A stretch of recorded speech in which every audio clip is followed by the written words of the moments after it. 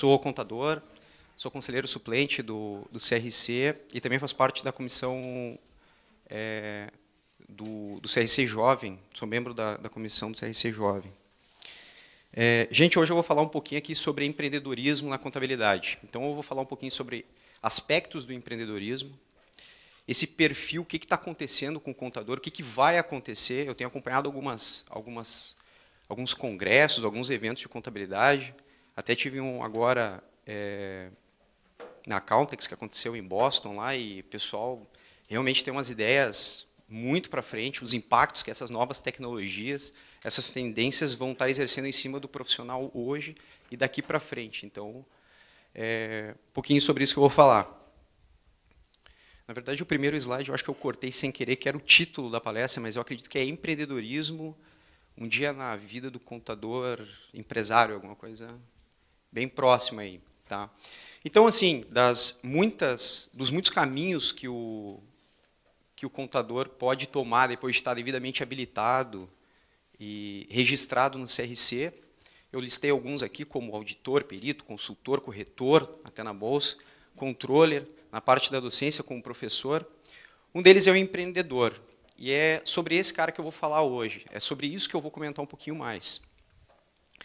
Então, assim, eu vou começar falando com uma estatística, que é uma estatística que saiu da Junta Comercial aqui do Estado, onde o presidente falou que mais de 40% das empresas fecham no primeiro ano por falta de planejamento.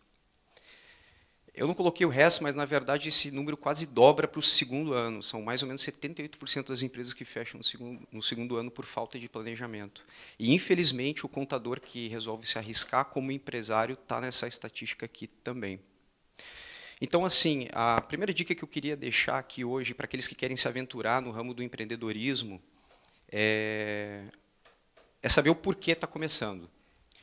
Então, sempre quando eu vou falar do porquê das coisas, eu cito esse autor, que é o Simon Sinek, que eu acompanho esse cara há bastante tempo, e ele tem uma... Aliás, é o único autor que eu coloquei na bibliografia dessa apresentação. E ele tem um livro muito bacana que se chama Start with Why, que quer dizer, comece com o porquê.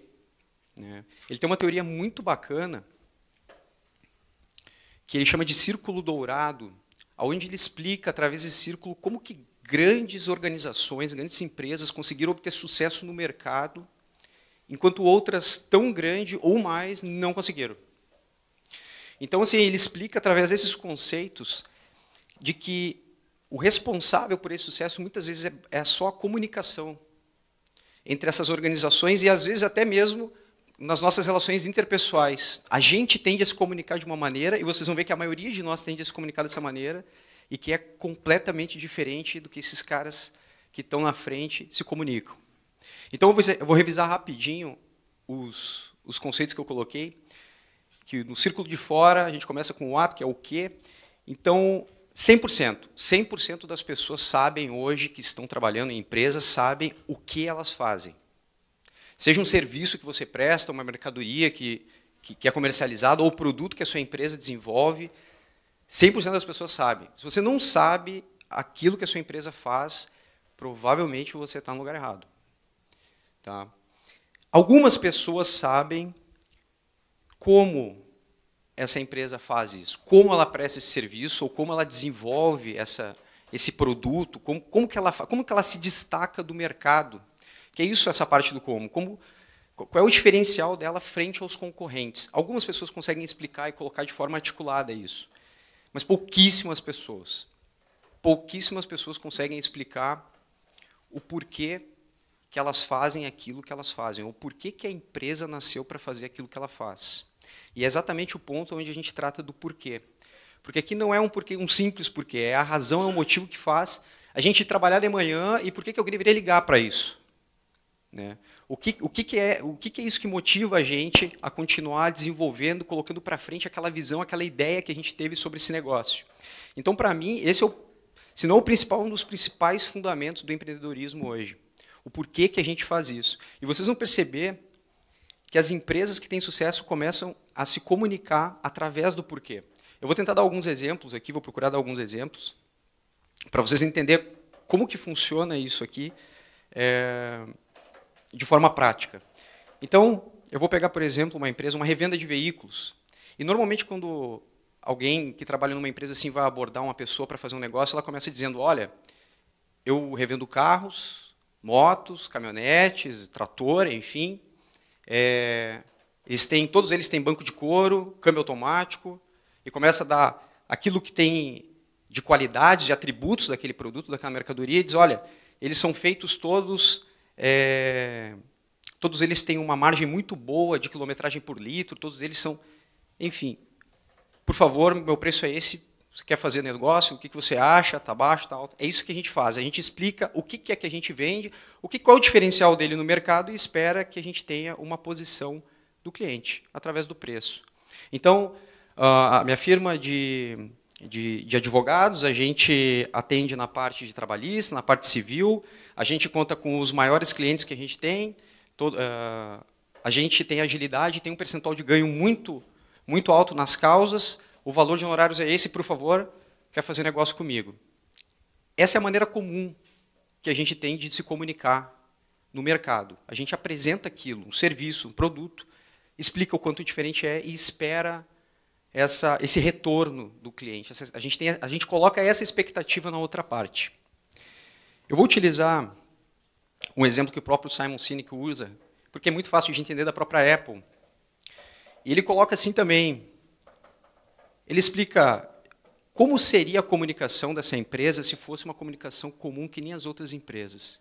Então ele coloca assim, nós vendemos computadores, telefones, aparelhos de áudio, eles são feitos de um design muito bonito, simples de usar.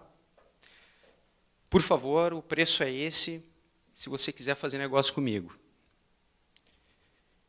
Agora, eu vou falar uma peça da comunicação que a Apple realmente tem. Eles começam sempre de dentro para fora, explicando o porquê que eles fazem aquilo que eles fazem. Nós acreditamos em desafiar o status das pessoas. Nós pensamos diferente. E isso acontece porque nós temos todos os nossos produtos com um design bonito, fácil de ser usado, que acontece com todos os nossos computadores, telefones, aparelhos de áudio, enfim, toda a linha de produto deles. Essa maneira de explicar o porquê, você para de comprar o produto e começa a comprar a ideia da pessoa. Por que ela está vendendo aquilo para mim? Por que ela está colocando? E a gente esquece um pouquinho o produto. Não é à toa que outras empresas do tamanho, que seriam do tamanho da Apple, por exemplo, a Dell, tentaram vender produtos semelhantes e nunca conseguiram.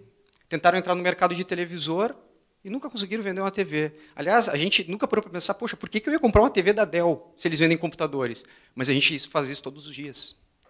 A gente compra vários produtos de uma empresa, não pelo que ela vende, mas pela ideia que ela tem, que ela nos passa. Então, assim funciona também com contabilidade.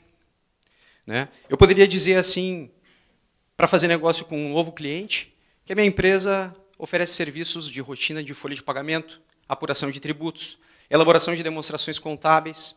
A maneira como a gente faz isso é elaborando relatórios precisos, de forma periódica, e o meu valor de honorários é tantos, por favor.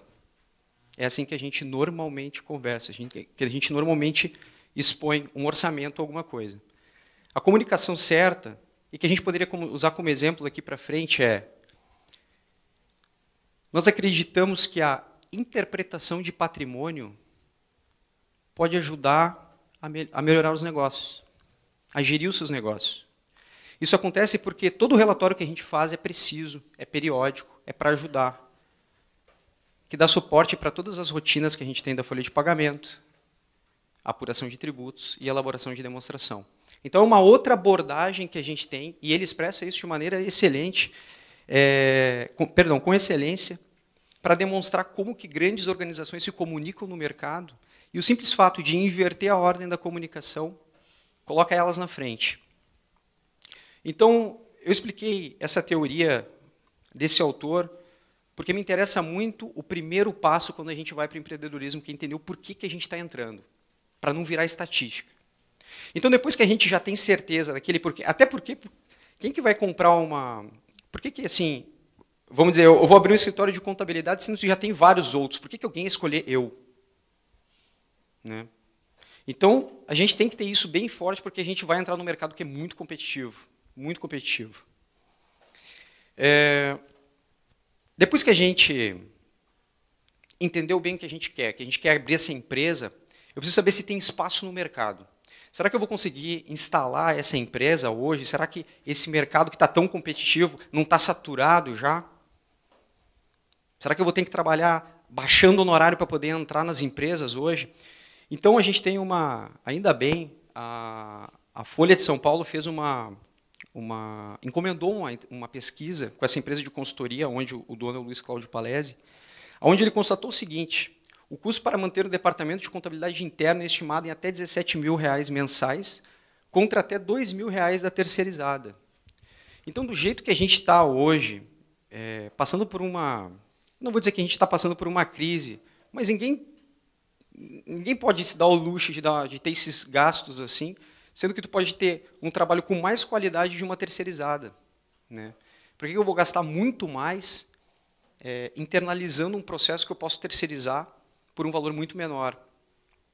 Então, o mercado tem, e tem pra caramba. Desculpa, gente, só vou... O mercado tem e tem pra caramba, então. Tendo mercado, eu tenho que me estabelecer. Como é que funciona, então? Eu vou passar para vocês, mais ou menos, como que seria um modelo de negócio de um escritório contábil. Como é que eu dou o start nisso aqui? Como é que eu vou organizar isso aqui? Então, hoje um escritório contábil, e eu vou falar da maioria, e a maioria são os escritórios que eu já visitei, são os diretores que eu já conversei, como que funciona, que tipo de modelo de negócio é esse. E, normalmente, ele está dividido em departamentos. Cada departamento tem um serviço que é oferecido de forma a ser quase um produto para o cliente. Então, eu vou passar um pouquinho sobre cada um deles e explicar o que acontece. Por exemplo, no departamento pessoal, há que muitas pessoas, e eu conversando com elas se referem como RH. E a gente entra um pouco em atrito aqui, porque eu acredito que o RH ele cobre toda a parte de recursos humanos, né? O que entra treinamento, recrutamento, e muitos escritórios que falam ter o RH não oferecem isso para os seus clientes. Então, é melhor corrigir para departamento pessoal, porque a gente vai contemplar ali só as rotinas da folha de pagamento. Então, se você está oferecendo o RH, tem que tomar cuidado para oferecer toda a parte de recursos humanos para o seu cliente. Então, a rotina de pagamento cobre ali admissões, rescisões, todos os eventos da folha são processados aqui. Olha, vou arriscar dizer que hoje, dentro de uma empresa, é o departamento que mais dá ligação, que mais tem chamada, hoje é o departamento pessoal. Ainda mais agora com a implantação de e-social e... Jesus, tem gente que não tá dormindo direito, está passando. Né? Outro departamento bem conhecido e o mais odiado pelos clientes é o departamento fiscal pela apuração dos tributos. Então, aqui normalmente dá confusão, acontece acontece cálculo de praticamente, não só o cálculo de tributos, mas também a entrega de declarações, as obrigações acessórias. A gente sabe que hoje a gente trabalha muito para cumprir com a obrigação acessória, e o departamento fiscal, já que faz a apuração, acaba tendo que tomar a responsabilidade, muitas vezes, de entregar essas declarações também. A gente tem também o departamento contábil, que é onde vai ser feito o fechamento, a conciliação. Então, todos os fatos contábeis que aconteceram na empresa, para poder estar elaborando aí as demonstrações contábeis, né? E acredito que também tem algumas declarações que o departamento contábil envia em função do SPED contábil, que já aí entra no plano de contas da Receita. Enfim, vou falar um pouquinho sobre isso depois também. A gente tem outros departamentos que não estão, vamos dizer assim, intrinsecamente ligados no objeto de contabilidade, mas são serviços que são oferecidos também, e isso é bem comum. A parte mais burocrática da abertura, da baixa, da alteração, todo esse trabalho que envolve junta comercial ou outros órgãos para certidão, também são oferecidos. Né? E aí vai entrar agora alguns departamentos que eu acredito ser inevitável que as empresas tenham, mas eles não têm nenhum serviço para oferecer para o cliente. Na verdade, o serviço ele roda internamente. Hoje a gente não sobrevive mais no escritório se não ter alguém de TI na empresa. todo mundo tem que saber um pouquinho de informática. Então, a gente hoje consegue dividir até em 2 tipos de TI. Aquela que eu chamo operacional e a estratégica. Aquela que lida com apenas a parte de manutenção, de software, e aquela estratégica que lida com importação, com otimização de processo. A gente também vai falar um pouquinho nisso, porque o Brasil está engateando muito nisso aqui ainda. Mas, enfim, a gente precisa de um departamento assim também. Não tem como fugir de papel. A gente ainda não consegue otimizar tudo, e se deixar do jeito que está, virar bagunça. Então, a gente também precisa de uma certa organização hoje, e, por isso, é bem comum também ver departamento de triagem para controle desse material físico. Bom, eu coloquei aqui auxiliares, e no primeiro não é à toa que eu deixei consultorias. A gente tem ideia da quantidade de legislação que sai por semana, e o pior não são nem as legislações novas, é a mudança das antigas, o impacto que isso causa em todo o trabalho que é feito. Então, é muito difícil cobrir tudo. E é muito comum nos escritórios contábeis hoje eles trabalharem com todos os tipos de ramos de atividade. E, por causa disso, abrange ainda mais a legislação, fica mais difícil ainda de acompanhar. Então, é quase que obrigatório hoje uma empresa que presta serviço de assessoria contábil ter uma consultoria à parte, né? Enfim. Falar um pouquinho, então, porque esse modelo que eu acabei de apresentar aqui, de departamentalização dos serviços contábeis, ele é um modelo que, apesar dele ainda estar vigente, vocês vão encontrar muito ao visitar, ou para quem trabalha. Quem que trabalha em escritório contábil aqui, para mim? Só uma pessoa. Só. Bom, está mais ou menos parecido? Está mais ou menos parecido. Esse mesmo modelo de escritório contábil está no ar mais ou menos uns 30 anos. Uns 30 anos, não muda. Tem tecnologia nova, hoje a gente não sabia nem que tinha celular, hoje já tem celular, tudo mudou, mas ele é muito parecido, muito parecido. E a gente teve assim uma enxurrada de novas tecnologias, só que muitas vezes o contador, para esse negócio, eu vou ter que admitir, o contador é um pouquinho preguiçoso para isso. Porque a gente, para poder inovar através da tecnologia, a gente tem que esperar o empurrão. E muitas vezes vem de quem a gente não gosta. Então, assim, o governo fez a parte dele. Eu vou citar primeiro a questão do SPED. Para quem nunca ouviu falar em SPED, a sigla ali é Sistema Público de Escrituração Digital. Mas nada mais é do que uma plataforma que a Receita Federal criou para poder recepcionar aqueles dados de forma padronizada. Porque ele não conseguia ler patrimônio das empresas se cada um fazia de um jeito. Então, cada vez mais começou a se padronizar esse tipo de informação. E ela começa a coletar essas informações de uma forma única. O SPED não apresenta, por ele só, acredito, uma inovação nenhuma. Ele simplesmente pegou uma peça de tecnologia, que é a informação online ali do plano de conta deles, enfim, e está cobrando que as pessoas coloquem ali, porque estava muito bagunçado. E eu vou dizer, há muito tempo atrás, era muito comum a gente ver escritórios contábeis que ofereciam serviço de contabilidade, mas não tinham. Porque a gente sabe que era pouco cobrado isso. Era muito difícil para o conselho ir atrás de todo mundo que não fazia, né? Porque era mais por denúncia. Então, o que acontece? Hoje, em 30 dias, se eu não rodar a folha de pagamento, eu não rodo mais. Se eu tiver retido o INSS do empregado e não fizer a guia lá, cadeia, proporção indébita. Então, não dá para ratear com a folha. 30 dias roda ou não roda mais, não trabalha mais com o cara. A parte fiscal, se eu não apurar tributo em 30 dias também, vai entrar em dívida ativa, vai começar a aparecer. Alguém vai apertar, não sai mais certidão, o cara não trabalha mais. Mas e a contabilidade? Se eu não fizer a contabilidade em 30 dias, o que acontece? Talvez o mercado vai começar a encher o saco, o banco vai começar a parar de dar dinheiro, enfim. Uma hora vai, mas não é que nem os outros departamentos. Então, é difícil de ser... era difícil de ser cobrado, assim. O SPED veio e eliminou isso aí. Não vou dizer que eliminou isso aí, porque ainda tem gente que faz isso. Mas tem gente que trabalha direitinho também, né? Não é só... Outras peças de tecnologia que tiveram um impacto hoje no trabalho que a gente tem dentro das empresas, tem ali o blockchain, eu botei AI também. Eu vou falar um pouquinho sobre isso depois, mas realmente são tecnologias que estão vindo e que talvez elas mudem o modelo de negócio da contabilidade. eu realmente vi coisas ali que me assustei um pouco sobre a automatização de processos que tem sobre essas peças de tecnologia na contabilidade. A gente trabalha muito ainda com sistemas de informação que estão instalados em desktops, com servidores, tudo, mas a tendência é a gente migrar para a nuvem, trabalhar da onde tiver, e não depender mais dessa informação local. Ela fica disponível o tempo todo para todo mundo. Tá? A inteligência artificial, a gente fala assim, lembra de cara daqueles robôs, aquelas coisas assim, mas na verdade é uma automatização fantástica que se propõe de alguns sistemas quanto à escrituração contábil. Eu vou falar um pouquinho de tendência depois, mas muito se tem rumores e boatos de que, poxa, contador vai acabar. A profissão contábil está decretada, já era. E eu pude ver um pouquinho disso para aqueles que só escrituram, realmente.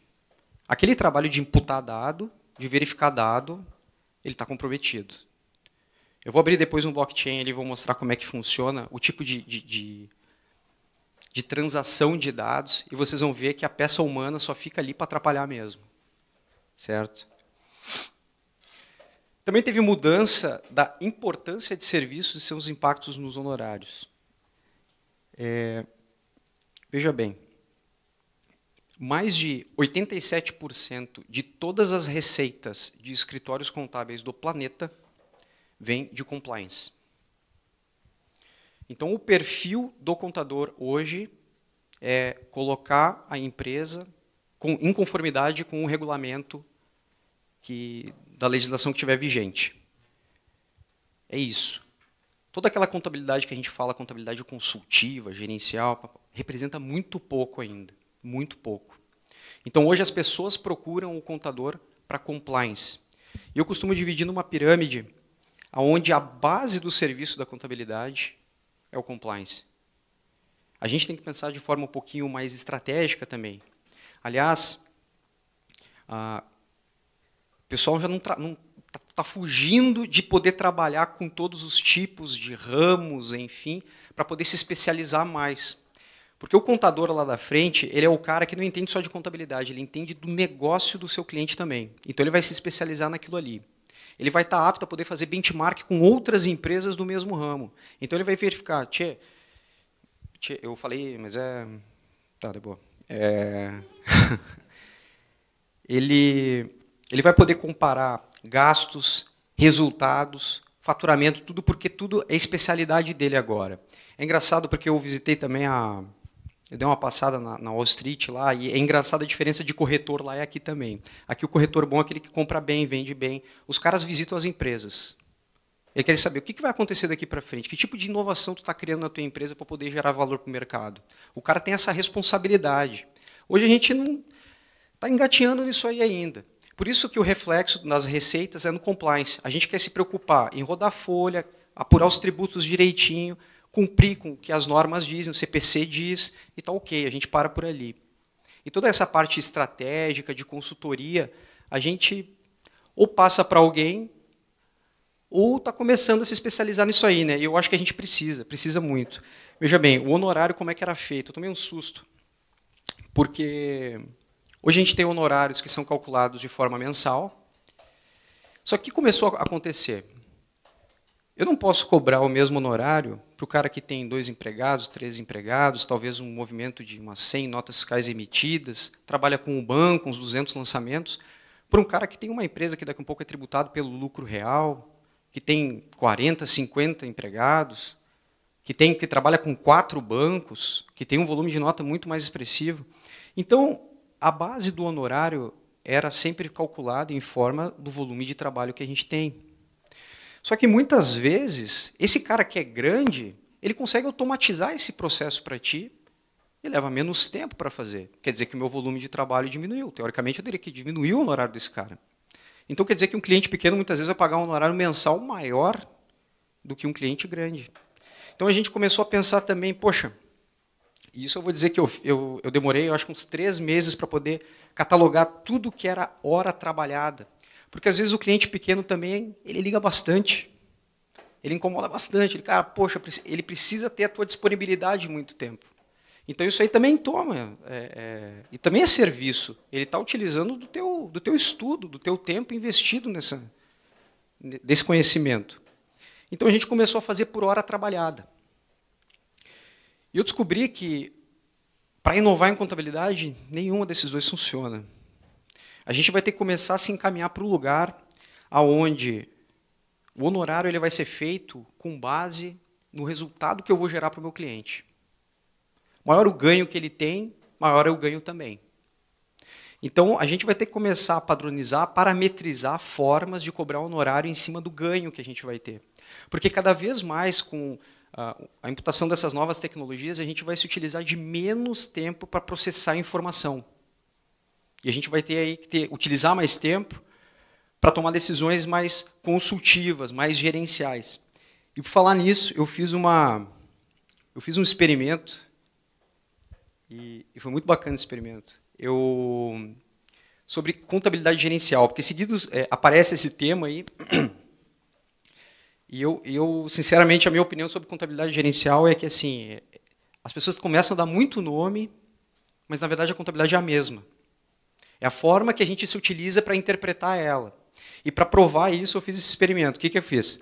Eu chamei 2 colegas de profissão, um que se formou, não tem 1 ano de formado, já está trabalhando, tá? E eu tenho um colega que daí ele é um pouco mais velho, já trabalha há mais de 20 anos, em uma das 4, não é 4 agora, mas uma das maiores empresas de auditoria do planeta. Ele já trabalha há bastante tempo, ele é mais experiente. Eu não vou dizer o nome deles até para não comprometer, então eu vou chamar de profissional A e profissional B. E eu fiz uma brincadeira. Eu mandei um DRE para os 2, mandei a documentação de suporte, coisa simples, não era muito complicado, e pedi para que eles me dessem um parecer, né, de uma pessoa que está no mercado há mais tempo e uma pessoa que saiu com conhecimento quentinho aí da faculdade.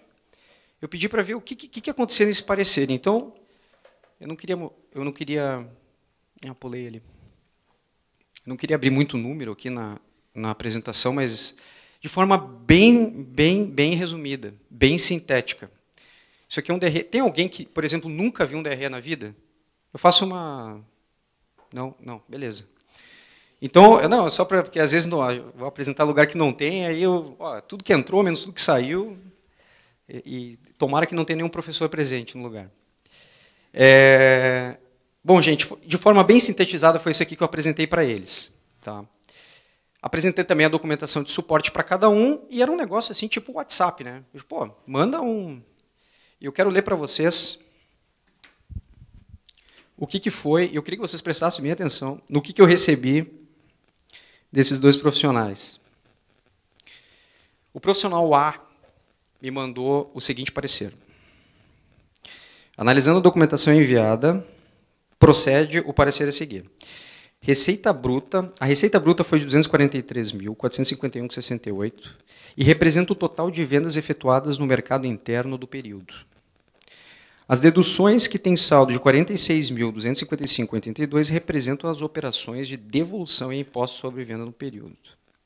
A receita líquida tem saldo de 197.195,86 e é equivalente a 81% da receita bruta. Os custos tiveram saldo de 199.630,38 e os lançamentos foram apropriados de maneira correta. O lucro bruto teve saldo negativo de 2.434,52 e recomenda-se trocar a rubrica da conta para resultado operacional. As despesas também foram lançadas e apropriadas corretamente. O saldo de outras receitas, que foi de 43.821,30, desculpa que está quebrado a minha lente aqui, refere-se à venda de ativo mobilizado e receitas financeiras. O lucro líquido da companhia no período foi de 4.869,03 e representa 2% da receita bruta, ou seja, para cada real faturado foi efetuado 2 centavos de lucro líquido.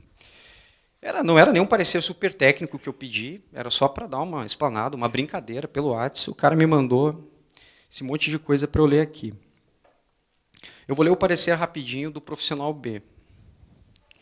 O lucro bruto apresentou saldo negativo, demonstrando possível dificuldade na elaboração de seu ponto de equilíbrio. O lucro líquido está mascarado por resultado de receitas que não estão intrinsecamente ligadas ao objeto social da companhia. Sugere-se revisão da margem de contribuição, uma vez que os custos superam a receita líquida, o que representa perigo na operação da empresa. Foi isso que ele me mandou.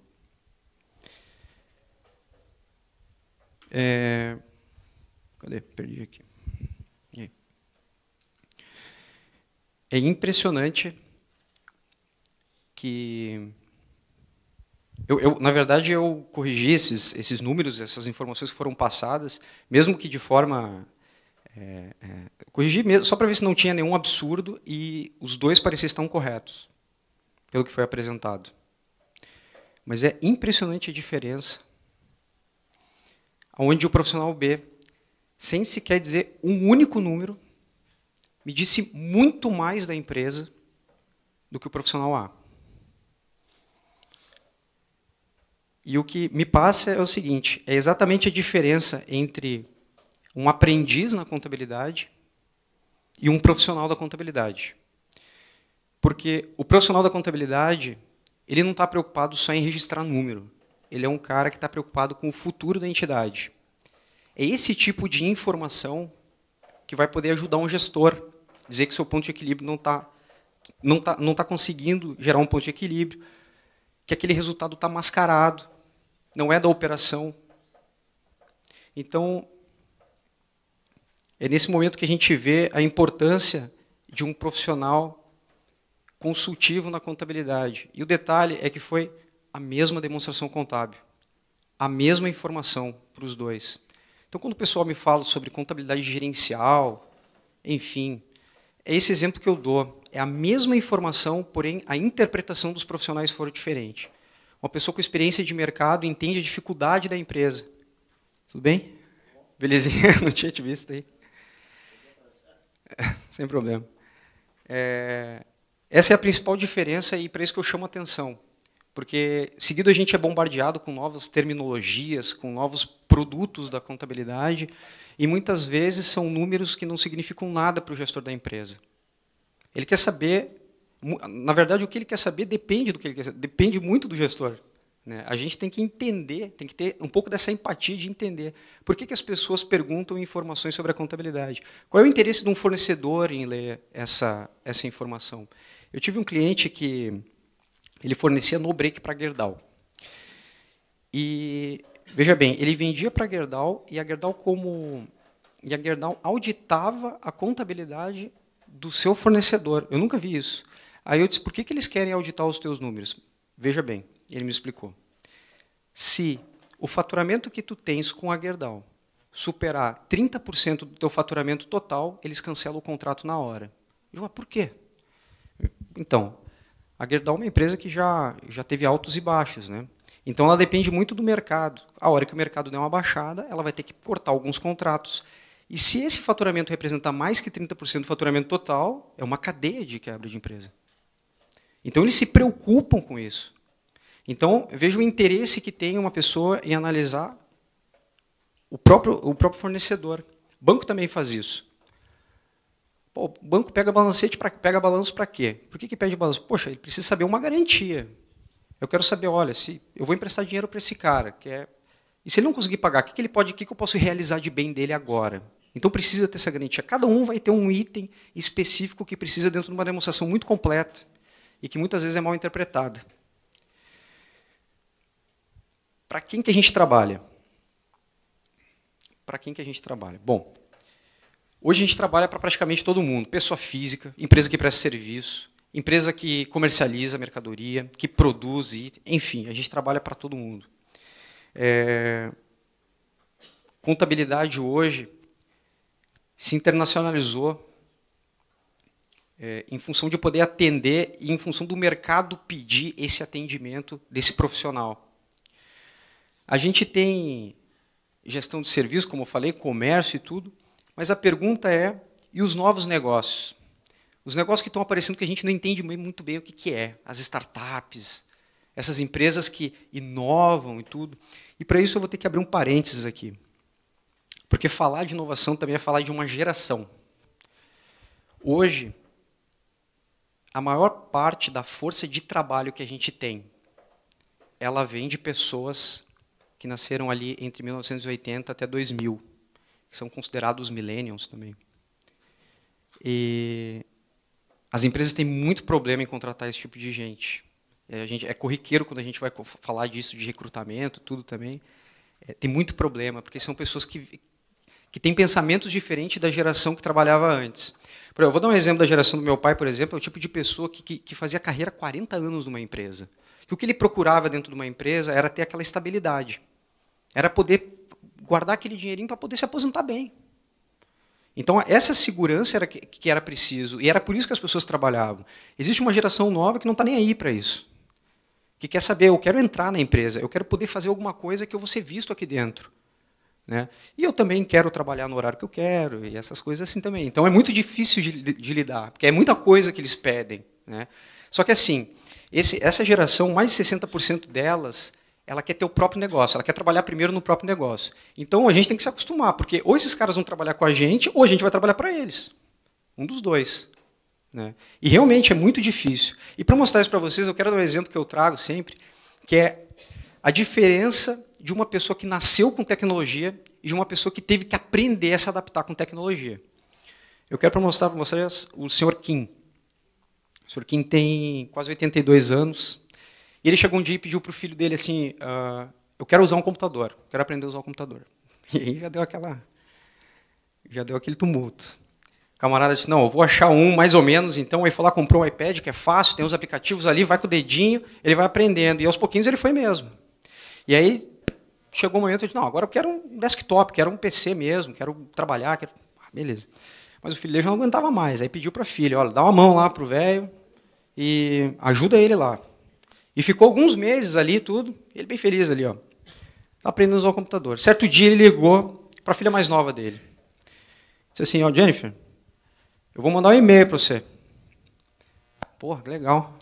Não, peraí, eu vou te dar o... Não, beleza, pai, pô, bacana. Eu vou te dar o número do... Eu vou te dar o meu endereço de e-mail aqui. Ele disse, só um pouquinho, então, que eu vou pegar um papel e caneta e vou anotar. Eu disse, porra, o que adianta, né? Se a gente já podia fazer na hora aquilo ali. Então, ele não está acostumado com a tecnologia. E vai dizer que isso não acontece com vocês também. Quantas vezes vocês estavam trabalhando e vocês viram? Receberam o documento por e-mail, o cara vai lá e imprime para depois escanear e mandar de volta. Quer dizer, tirou o documento do computador para imputar de novo. Então não está acostumado com tecnologia, não nasceu com isso. É um pouco difícil de acostumar. Certo? E agora eu quero dar o exemplo da Molly. A Molly é uma menininha que nasceu em Virgínia, um estado norte-americano. Ela tem 3 anos. E ela salvou o pai dela de um infarto, por causa que ela fez uma chamada de vídeo. Ela conseguiu fazer uma chamada de vídeo, vou explicar. A mãe dela foi trabalhar de manhã e deixou o pai... Olha só, lá é diferente, né? A mãe dela foi trabalhar e deixou o pai cuidando da filha. Aí, daqui um pouco, a mãe no serviço recebeu aquela chamada de vídeo e pensou, puxa, deve ser o marido, ela deve ter feito alguma coisa lá de legal, ele quer me mostrar essa palhaçada. Depois eu vejo. E deixou. Tocou de novo o celular. E ela atendeu e era a filha dela. E ela disse assim, papai está doente. Ela virou o vídeo e mostrou que o pai estava no chão, tendo um infarto. Os médicos falaram que se demorasse um pouco mais para ser atendido, certamente ele teria morrido. A Molly costuma ver a mãe dela fazendo videochamada para os avós, para poder falar com os avós. Ela tem 3 anos, ela não sabe escrever, não sabe digitar nada. Ela viu a mãe fazer e salvou a vida do pai dele fazendo a mesma coisa. Imagine isso aqui quando tiver 20, 30 anos, vai ser um demônio. E essas são as pessoas com que a gente vai trabalhar. Entendeu? Então eles vão chegar para ti, se você não entende tecnologia, próximo. Se troca muito fácil. E a pessoa não precisa nem se especializar nessa área. Né? Então, aqui eu trago algumas marcas também, porque inovação das pessoas e inovação das empresas muitas vezes não vem só de tecnologia. O Uber, por exemplo, inovou e não teve tecnologia, usou a mesma tecnologia que já tinha há uns 10 anos atrás. Então, que era uma pergunta, uma coisa que eu tinha muito, uma dúvida que eu tinha muito também era essa: será que a gente só consegue inovar com tecnologia? Não. Tem um monte de gente tendo ideia de negócio novo aí. Até tem um caso engraçado da Coca-Cola. porque ninguém conseguia bater a Coca-Cola em questão de preferência para venda e tudo, até em função da marca. Então, a ideia das pessoas que faziam o negócio era, bom, ou a gente vai fazer uma lata maior, com mais quantidade, com um negócio que tem um gosto melhor e mais barato. Só assim eu vou conseguir entrar no mercado. E aí teve um cara que fez exatamente o contrário. O cara colocou uma latinha menor, colocou um negócio que é muito pior que Coca-Cola, aumentou o preço e vendeu muito mais. Foi o cara do Red Bull.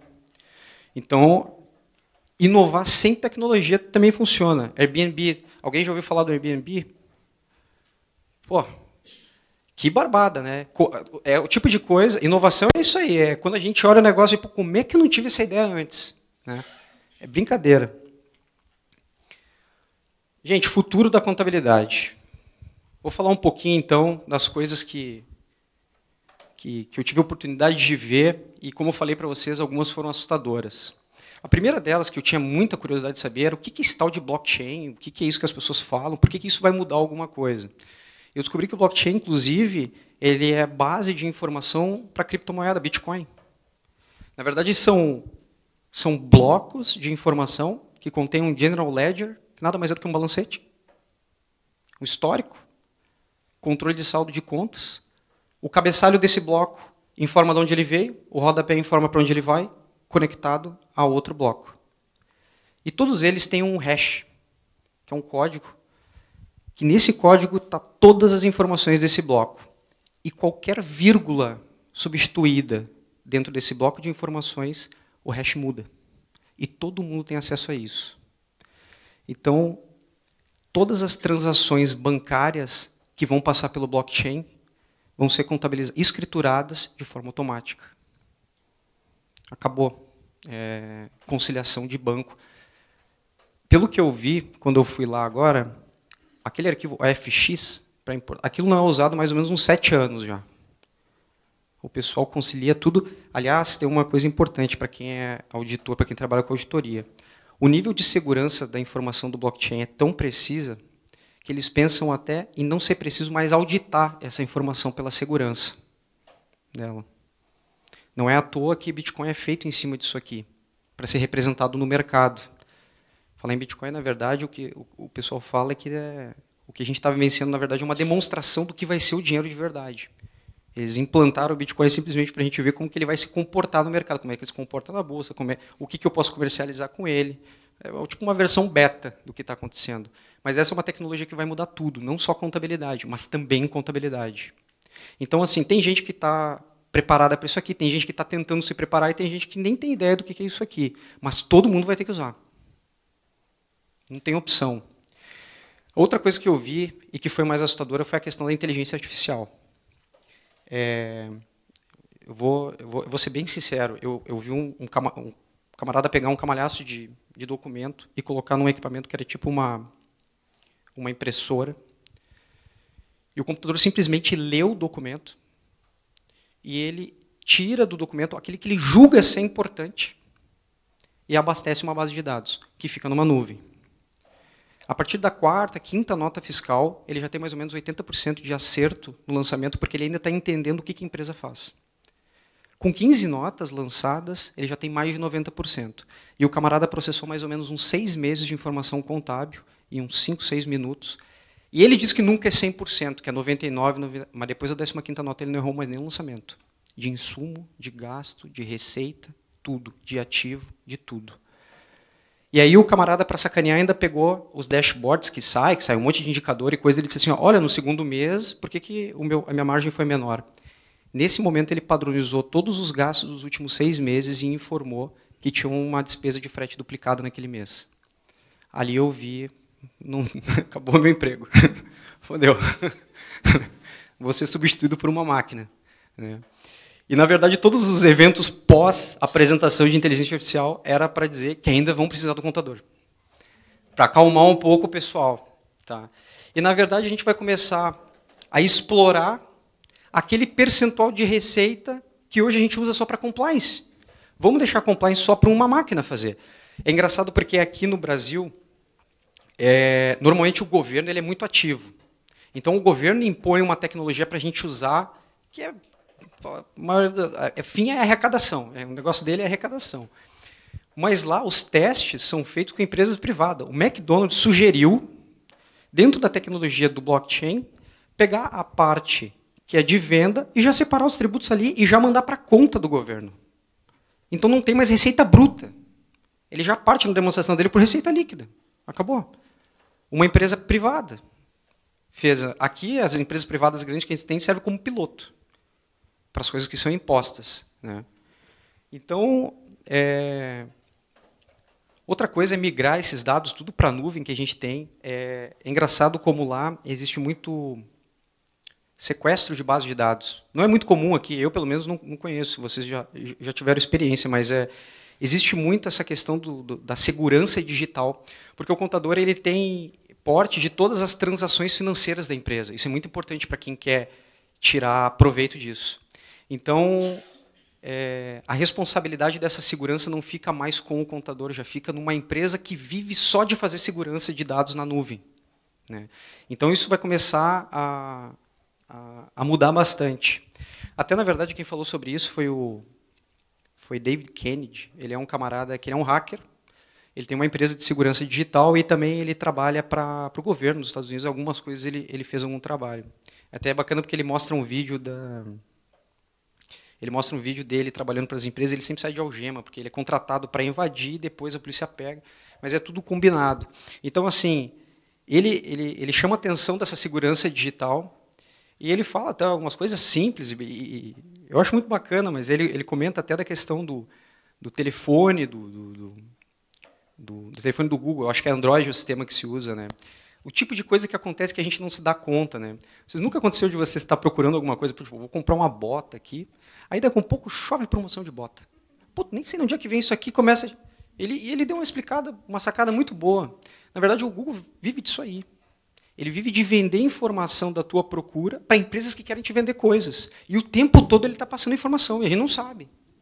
O tempo todo está acontecendo isso.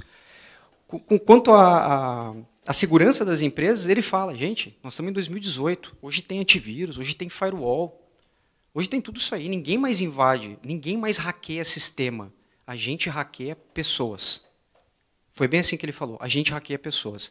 Então a gente usa uma terminologia que ele chama de phishing, mas é com PH, assim, que é tipo uma isca, assim, né? Ele vai lá, poxa, o cara é contador, não sei o quê, pô, manda um e-mail da Receita, o documento, a intimação está aqui embaixo, aí vem toda esfumaçado, não entende nada, clica aqui para ampliar. Fodeu, abriu ali, explodiu o computador, cara.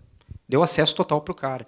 Então ele hackeia a pessoa, ele passa por trás desses sistemas de segurança. É importante a gente saber isso, porque isso acontece bastante. Eu vejo pelo menos isso aí. O pessoal clicar em tudo que é tipo de link, né?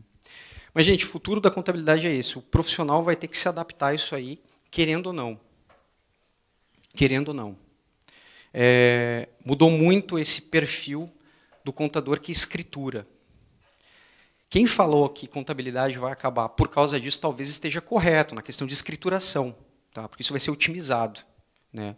Mas na gestão, na interpretação de patrimônio, não tem profissional. A inteligência artificial não consegue substituir tudo. Né? Ela é uma ferramenta que a gente chama que ela é convergente. Então, ela abastece uma base de dados muito rápida e consegue consultar essa base de dados muito rápida.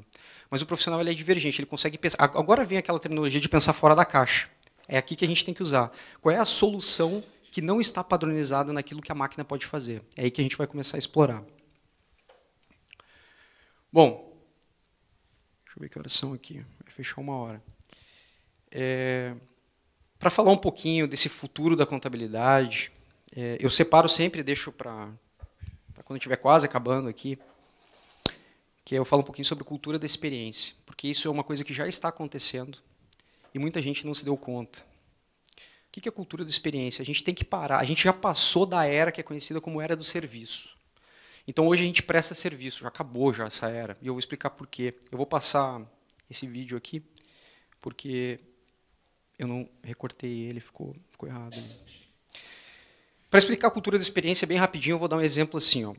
Mais ou menos em 1950, na década de 50, ali, era conhecido pela década da extração do commodity. Então, o cara que tinha um capital, o cara que era grande, o cara que era forte, o cara que era bom, era aquele cara que extraía mineral, extraía óleo, extraía commodity, enfim, era esse cara. esse detinha tudo. Depois, nessa época aqui, inclusive, eu coloquei um bolo ali, não foi à toa, porque nessa época, quando a minha avó queria fazer um bolo, ela não tinha acesso a todos os ingredientes assim como a gente tem hoje. Então ela tinha que pedir a farinha para uma amiga, o açúcar para uma outra amiga. Nos fundos da casa ela tinha um galinheiro que pegava os ovos. Então ela demorava ali para fazer um bolinho de aniversário uns 2 dias, em questão do acesso. Depois a gente passou pela Revolução Industrial, ali tudo, pela era da indústria, né? E aí a mercadoria começou a chegar mais fácil onde a gente mora. Então, nessa época aqui, a minha mãe, quando ia fazer um bolo de aniversário, ela ia no supermercado. E lá tinha um pozinho que já tinha tudo misturado. Então, ela não demorava mais 2 dias para fazer um bolo. Ela demorava ali algumas horas e pagava alguns reais ali pelo pozinho. E aí, perto dos anos 2000, nós entramos na era do serviço. E muita gente parou por aqui. A era do serviço foi quando a minha mãe descobriu que tinha uma confeitaria perto de casa. E aí ela foi ali e ela descobriu que ela não precisava mais sujar a mão para fazer o bolo. Só que o bolo custava R$150, R$200. Mas minha mãe pagava. E a gente tinha o bolo em 30 minutos, a gente tinha um bolo de aniversário para cantar os parabéns. O que eu quero dizer que a gente entrou na era da experiência é porque quando eu tiver que cantar, fazer uma festinha de aniversário para o meu filho, eu não vou gastar alguns reais para comprar o pozinho e fazer o bolo, tudo lá. Eu também não vou ir na confeitaria e gastar 150, 200, até R$250 no bolo. Eu vou gastar 7, 8 mil reais para uma empresa que ela vai fazer tudo. Ela vai levar cama elástica, ela vai levar coisa para pintar a cara das crianças. A última coisa que eu vou perceber se vai ter é bolo. É a última coisa. Então, mas eu tenho certeza que o meu filho vai ter uma experiência do aniversário que ele nunca mais vai esquecer. Então, por que isso acontece? Será que é porque eu sou abonado, porque eu gosto de gastar? Não. Eu fiz isso porque o ser humano é carente de experiência. E a gente paga caro para ter uma experiência. E é isso que está faltando quando a gente fala de prestação de serviço. A gente presta um serviço. Serviço é uma coisa muito barata. Experiência é uma coisa que vale muito mais. Alguém já viu esse carro aqui? Não sabe que carro é esse? Esse carro aqui é o carro do Google, que ele tira fotinho da rua para mapear. Ele já mapeou quase todos os lugares do planeta, só a Coreia do Norte, que ainda não. Então, hoje, se você entrar no Google ali e começar a pesquisar, olha, quero andar em Taj Mahal, quero visitar Londres, Paris, se quiser andar em qualquer lugar do mundo, você anda hoje, na tela do computador. Aí eu pergunto, por que ainda assim tem pacote de viagem, os caras estão faturando pra caramba, passagem aérea tá cara. Por que tem isso? Porque é a mesma coisa eu olhar Paris do computador ou eu estiver lá. Não tem como tu experimentar a mesma coisa para uma tela do que tu conversar com as pessoas. E olha que eu nem falo francês, mas, sei lá, me meter a falar, comer as coisas que eles comem, sentir o cheiro do lugar. Essa experiência vale muito e as pessoas pagam para isso. Então, assim, a gente tá vivendo essa era de experiência. E o mercado já percebeu isso também. Então, eu coloquei... cortou. Peraí. Tá aqui em cima. Ó. Tá. Esse aqui é 2007. Tá? Então, o que acontece? Olha como... Essas aqui são as empresas que... O valor das marcas de... Perdão.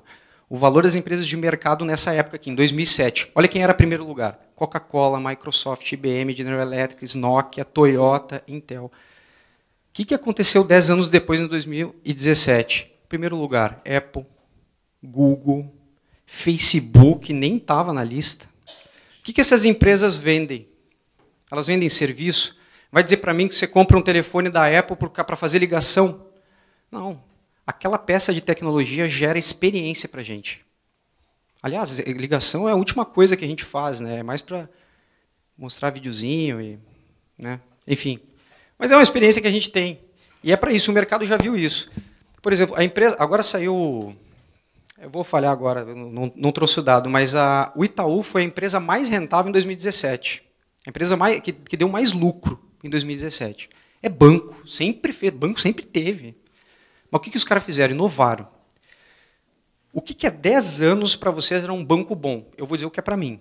Para mim, um banco bom há 10 anos atrás era um banco que tinha um estacionamento bom, Que o cara chega, não se incomoda, eu quero ir no banco, eu quero na agência do banco, eu quero estacionar bem, não quero deixar na rua, ficar dando volta na quadra, eu quero um banco bom. Eu quero chegar lá e eu quero que tenha 10 caixas. Porque eu não quero ficar esperando para ser atendido. Então, a agência tinha que ser um negócio gigante. Olha como é que é a agência dos dias de hoje. Tem 2 pessoas no banco trabalhando, o gerente e o cara do caixa, só. Tenta estacionar hoje na agência do banco de vocês. É um tedel. O que os caras fizeram? Eles colocaram todo o serviço deles no celular. Vocês pagam por isso, pagam o serviço, e eles vendem a ideia de que é o seguinte, agora você tem todo o seu controle financeiro na palma da mão. É um jogo do ganha-ganha, né? Onde eles ganham 2 vezes. Eles conseguiram diminuir a estrutura dos caras e ainda fizeram aumentar o faturamento. Então, é inovar, é experiência diferente. E eu vou dizer para vocês, apesar de tudo isso, eu prefiro pagar minhas coisas, fazer todo o serviço que eles faziam, eu prefiro fazer no meu celular. Gente, tem um negócio que eu trago para a contabilidade sobre cultura de experiência, e que é bem simples depois que a gente entende uma frase. O mundo não foi feito para pessoas, mas sim para sistemas. Vocês já perceberam que a gente troca a marcha do carro para o carro funcionar melhor? Não é para a gente dirigir melhor? Então, é isso que eu digo. O mundo não foi feito para pessoas, mas sim para sistemas. Será que não está na hora da gente poder dar uma nova experiência para os nossos clientes? Para poder, eles sim, dirigir melhor esses negócios aí, ao invés da gente ficar simplesmente assim, empurrando sistemas e informações que não se entende, será que a gente não consegue ser um facilitador nessa gestão desse negócio? Gente, eu sei que o tempo, fechei 1 hora agora. Na verdade, eu estava até apressado achando que ia correr. Eu esqueci de falar no começo, mas quem tiver perguntas para fazer, por favor, me chama aqui, que a gente dá um jeito. A gente está com o microfone, mas eu passo ou eu repito a pergunta aqui para poder transmitir. De conteúdo era isso. E espero que vocês tenham gostado, gente. É isso aí.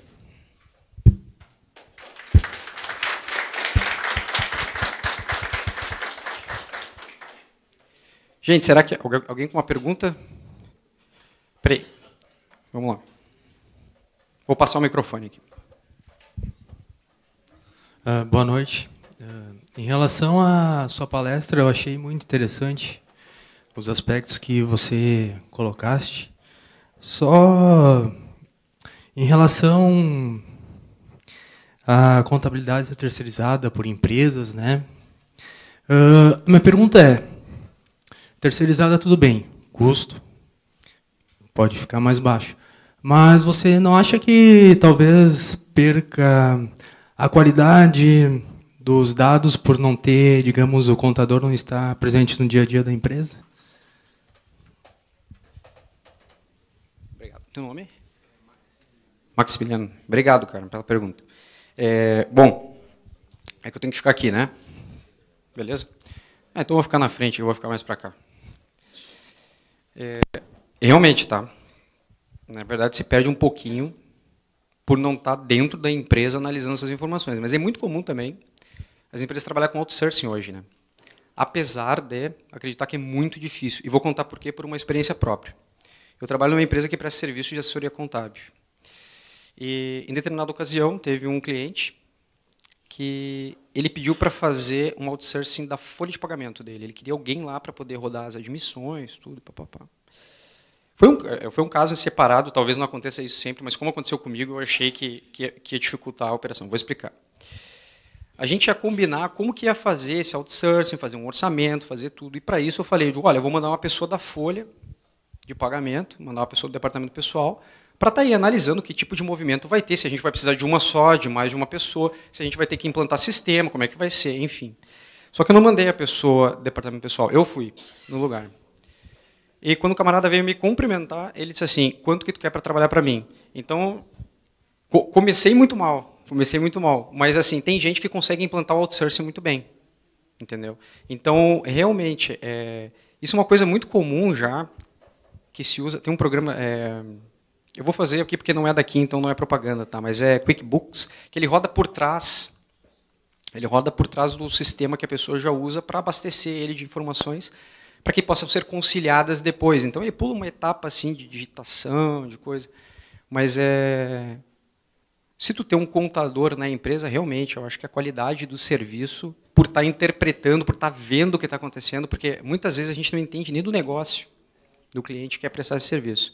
Mas a outsourcing seria uma solução, sim, para a gente poder ter ainda terceirizada, mas trabalhar remotamente, não remotamente, trabalhar em loco, né, no cliente. É isso aí. Gente, mais perguntas aí, por favor? Boa noite, meu nome é José Almiro, sou conselheiro do CRC e colega do Tairo. Eu dou consultoria em empresas e eu saio do meu escritório, atualmente eu estou numa empresa há 3 meses, vivendo o dia a dia da empresa e mostrando para ela como é que ela tem que fazer melhor. Isso é importante.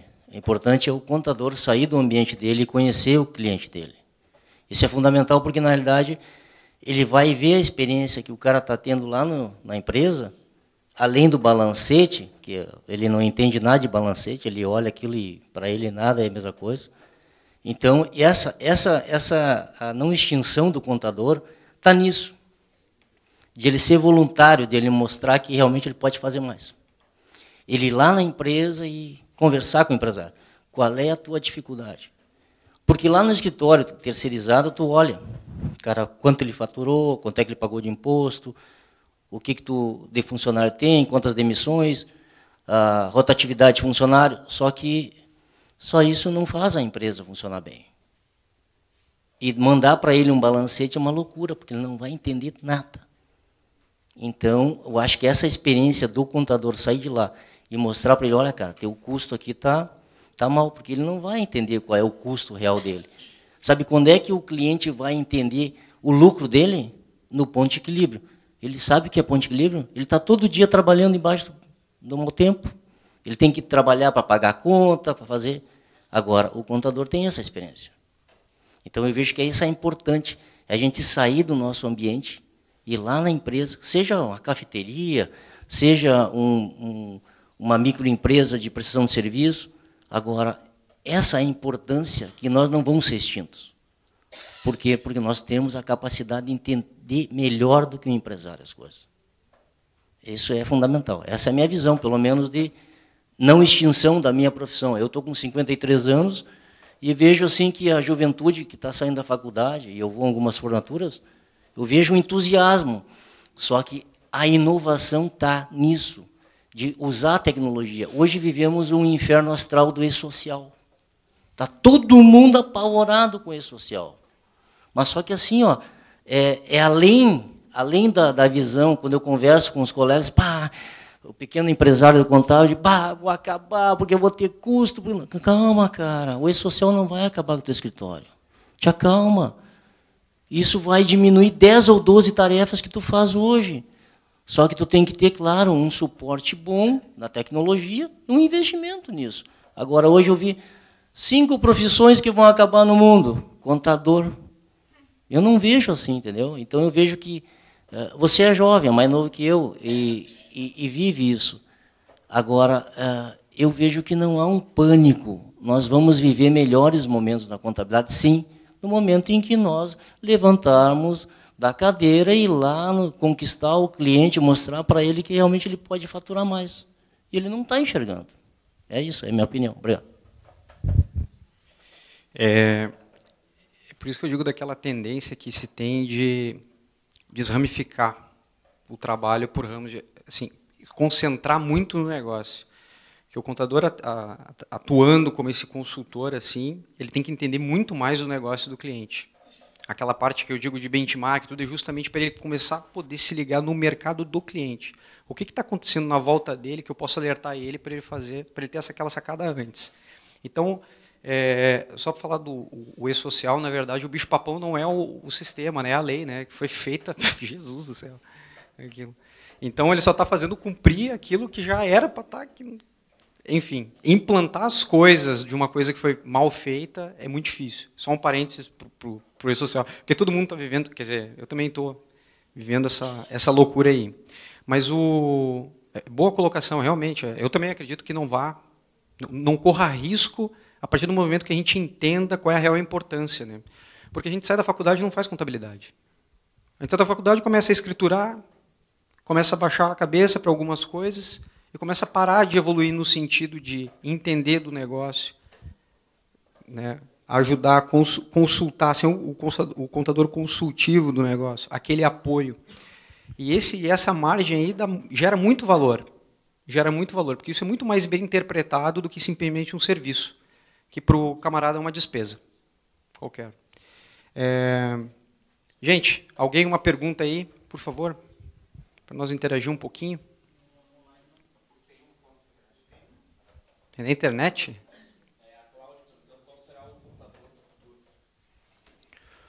Qual será o contador do futuro? Então, acho que eu falei um pouquinho aí do contador do futuro, que é esse cara que vai ter que entender um pouquinho de tecnologia também. Hoje, na verdade, a prerrogativa do contador ela vem sempre aumentando, né? Hoje a gente tem que entender um pouquinho de sistema, a gente tem que entender de tudo, tem que entender de consultoria do cara. Muitas vezes a gente acaba advogando o cara frente ao órgão. Quantos aqui já não fizeram processo administrativo para poder defender seus clientes? Então a gente assim atua em tudo que é lado, né? Tem várias prerrogativas. Mas eu acredito que o posicionamento do profissional no mercado ele vai ser depois de todo aquele trabalho que vai ser automatizado.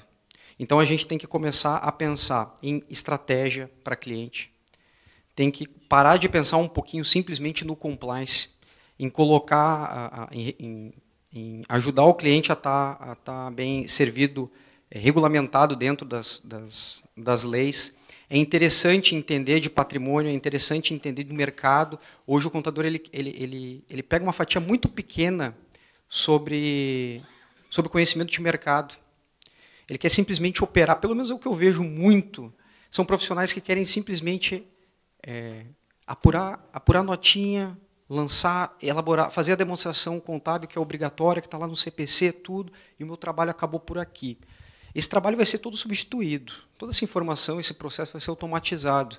E pelo que a gente viu aí com essas novas tecnologias, a segurança dessa informação também vai ser assegurada. Então, o contador vai ficar na outra ponta. Na outra ponta. Porque tem coisas que não tem como substituir. Esse tipo de consultoria, como me falou ali, é essencial hoje para os negócios, né? E muitas vezes a gente não interpreta. Que nem eu dei exemplo do profissional A e do profissional B, muitas vezes acontece casos assim, né? Eu tive caso de camarada que foi investir, foi querer aumentar. Olha só, um negócio no Brasil que é impressionante hoje. O cara foi querer aumentar, porque hoje todo mundo quer enxutar os seus negócios, né?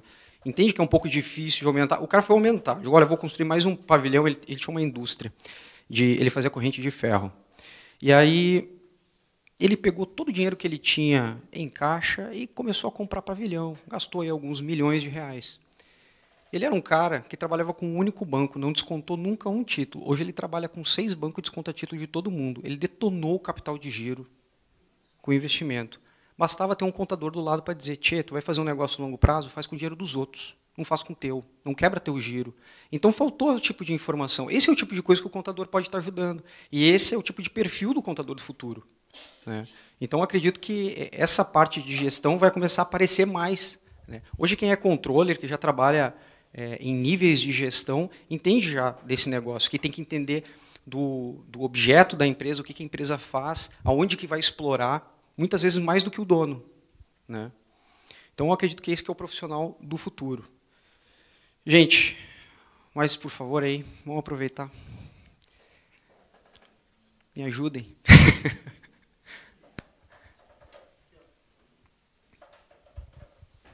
Vou passar o microfone, pode ser? Passar lá, obrigado.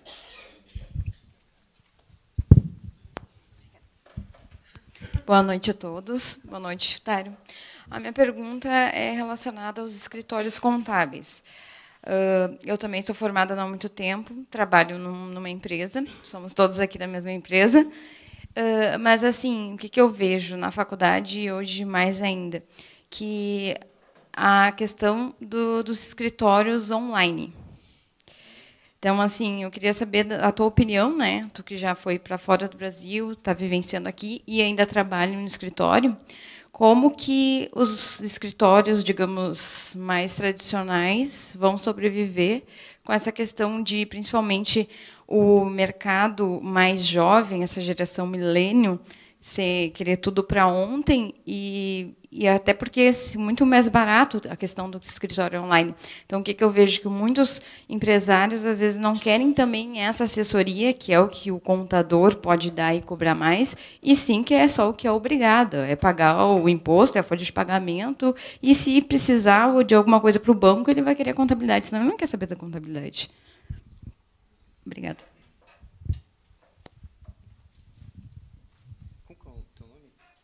Vanessa.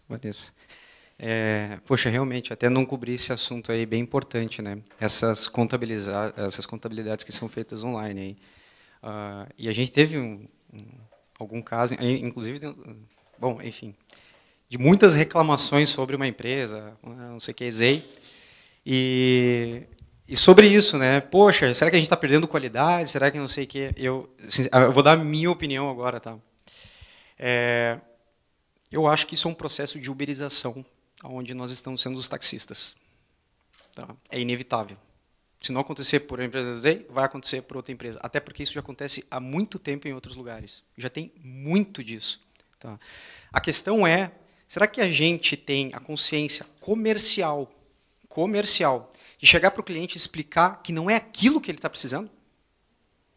Ou se ele está precisando só daquilo? É muito comum. Esse processo dessas empresas nada mais é do que uma automatização de lançamento, de imputação de dados e tudo. E essas empresas aí tem gente responsável por trás aí no sistema. Não é só um programinha, tá? Realmente tem bastante gente envolvida nesse processo aí, tá? Que eu já fui atrás assim. Mas é inevitável isso acontecer. A gente vai ter, por isso que eu falei. Essas peças tecnológicas, nossa, o que está para vir está para destruir até essas empresas, assim, nesse sentido, de automação de processo. E vai acontecer de qualquer jeito, a gente querendo ou não. Hoje já está acontecendo, o que gera de problema de gente reclamando, gente que perde cliente por causa disso. Porque não dá para comparar o valor que um cara cobra para não estar ali presente e estar tendo o trabalho acontecendo, do que tu tem que dedicar o teu tempo, todo o tempo de estudo que tu teve que investir. Não tem como comparar isso, né? Só que será que é a mesma coisa que ele está oferecendo, que tu oferece? Se tu está oferecendo a mesma coisa que esse sistema está oferecendo, então a gente realmente tem que sair do mercado. Entendeu? Eu acredito que ser contador é mais do que isso. É mais do que imputar dados. É mais do que escriturar número. É tentar ajudar o futuro da entidade. E tem ferramentas para fazer isso também. Na verdade, a gente sempre teve, às vezes muito mal interpretada. Foi como deu o exemplo do profissional A, o profissional B. Aconteceu ali, eu achei engraçado até, pela diferença de interpretação. E, sinceramente, esse negócio até que eu comentei ali da gente se especializar cada vez mais no negócio do cliente.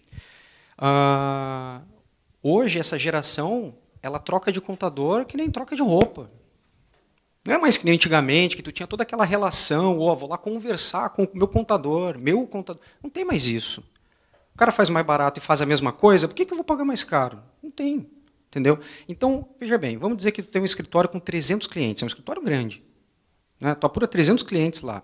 Aí chega um cara e diz, olha, eu tenho um restaurante, eu quero vir para cá. Quantos restaurantes tu atende aqui? Não atendo nenhum, mas eu tenho 300 clientes, eu tenho gente para processar a tua informação. O escritório do lado tem 15 clientes, mas são 15 restaurantes. Para onde tu acha que o cara vai ir? Para quem entende do negócio dele. Não importa o tamanho mais, não importa se tem estrutura física. Tem que entender do negócio. Então, para mim, essa questão desses sistemas que estão vindo aí é inevitável. Pode ser que alguém consiga impugnar alguma coisa e dizer, olha, isso aqui não é legal. Não tá. Eu não estou dizendo que isso não possa acontecer. Pode ser que aconteça. Tá? Mas vai aparecer outros e outros e outros. E o que acontece é que isso, de certa forma, ajuda a gente a melhorar o serviço. Né? Enfim, acredito que seja isso aí, Vanessa.